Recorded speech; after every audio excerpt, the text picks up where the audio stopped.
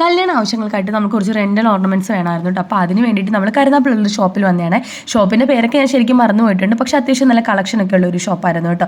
നൈസായിട്ട് കുറേ സംഭവങ്ങളൊക്കെ നമ്മൾ കല്യാണത്തിന് റിസപ്ഷനൊക്കെ വേണ്ടിയിട്ട് ബുക്ക് ചെയ്തിട്ടുണ്ട് കേട്ടോ. ഇനി നമുക്ക് ഇവിടെ നിന്ന് ഇറങ്ങിയിട്ട് ഇതിനോട് ചേർന്നിട്ട് ഒരു ഊണൊക്കെ കിട്ടുന്ന ഒരു ചെറിയ കടയുണ്ട് കേട്ടോ. അപ്പോൾ അങ്ങോട്ട് ഫുഡ് കഴിക്കാൻ പോവാണേ.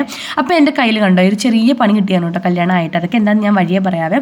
അപ്പോൾ എന്തായാലും നമ്മൾ ഫുഡ് കഴിക്കാൻ വന്നൊരു സ്ഥലം ഇതാണ് കേട്ടോ. ഈ ഷോപ്പിൻ്റെ പേര് ശരിക്കും ഞാൻ മറന്നുപോയി. നേരത്തെ നമ്മൾ FBയിൽ ഇതിനെപ്പറ്റി കുറേ കണ്ടിട്ടും കേട്ടിട്ടൊക്കെ ഉണ്ട് കേട്ടോ.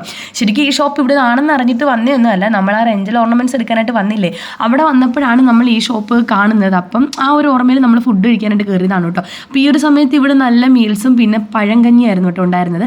അപ്പോൾ ഞാനും എൻ്റെ സിസ്റ്റർ മീൽസ് പറഞ്ഞിട്ടുണ്ട്, ഏട്ടൻ താണ്ട് പഴങ്കഞ്ഞി പറഞ്ഞിട്ടുണ്ട് കേട്ടോ. പഴങ്കഞ്ഞി താണ്ട് ഇതുപോലൊരു കുഞ്ഞു മൺചട്ടിയിലാണ് കൊണ്ടുവരുന്നത് കേട്ടോ.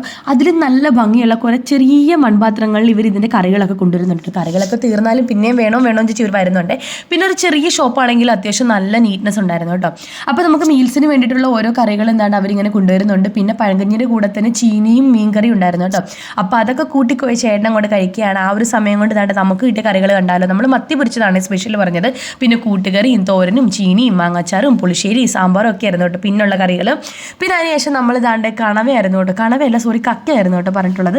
നല്ല കക്കത്തോരനുണ്ടായിരുന്നു. അപ്പോൾ ചൂട് ചോറിലേക്ക് കക്കത്തോരനൊക്കെ തട്ടിയിട്ടിട്ട് ഒരു പിടിയൊക്കെ നമ്മൾ അങ്ങോട്ട് പിടിച്ചിട്ടുണ്ട് കേട്ടോ. ശരിക്കും നല്ല ഫുഡായിരുന്നു കേട്ടോ. നമ്മൾ ചില ഷോപ്പുകളൊക്കെ FBയിലൊക്കെ കാണിക്കും, നമ്മൾ ഇൻസ്റ്റയിലൊക്കെ ഓരോ റീലുകളിൽ കാണുമെങ്കിൽ പോലും നമ്മൾ പോയി കഴിക്കുമ്പോൾ ആ ഒരു ഫീൽ കിട്ടാറില്ല കേട്ടോ. പക്ഷേ ഇവിടെ അങ്ങനെ അല്ലായിരുന്നേ. എന്തായാലും നല്ലൊരു ഫീലായിരുന്നു കേട്ടോ. അപ്പോൾ അടിപൊളി ഫുഡൊക്കെ കഴിച്ച് നമ്മൾ നല്ല ഹാപ്പി ആയിട്ടുണ്ട് കേട്ടോ. അപ്പോൾ നമ്മുടെ ഒരു കുട്ടി വീഡിയോയിൽ ഇത്രയുള്ള വീഡിയോ ഇഷ്ടപ്പെടുകയാണെങ്കിൽ ഷെയർ ചെയ്യാനും ലൈക്ക് ചെയ്യാനും നമ്മുടെ ചാനൽ സബ്സ്ക്രൈബ് ചെയ്യാനും മറക്കല്ലേ. അപ്പോൾ ഇനി ഒരു വീഡിയോയിൽ കാണുന്നവരെ ടാറ്റ ബൈ ബൈ.